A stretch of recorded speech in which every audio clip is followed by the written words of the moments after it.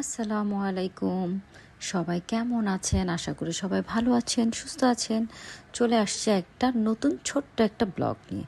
ব্লগে হচ্ছে আজকে আমি বিরিয়ানি রান্না করব। আর বিরিয়ানি কেন রান্না করব? ঘরে মেহমান আসবে তার জন্য।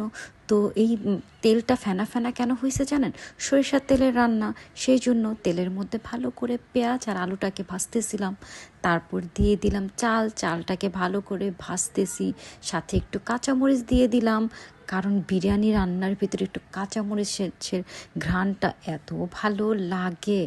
তারপর রান্না করে রেখেছিলাম ভালো করে কষিয়ে গরুর মাংস।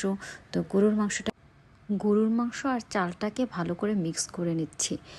এক হাতে মোবাইল ধরে ভাই ভিডিও করা কি যে কষ্টকর, তারপরেও ভিডিও করতেছি। কেউ আবার দয়া করে বললেন না, কে বলছে ভিডিও করতে? আমরা কি দেখতে চেয়েছি যে তুমি বিরিয়ানি কিভাবে রান্না করো?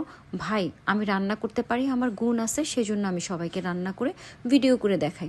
আমার ভালো লাগে, তোমাদের ভালো না লাগলে দেখবা না। এই দেখো আমার কি সুন্দর বিরিয়ানি রান্না হয়ে গেছে।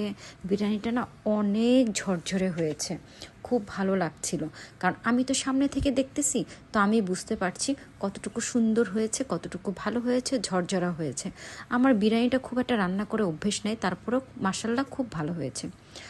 আর মেহমানকে কি শুধু বিরিয়ানি দিয়েই কি খাবার দেওয়া যায়?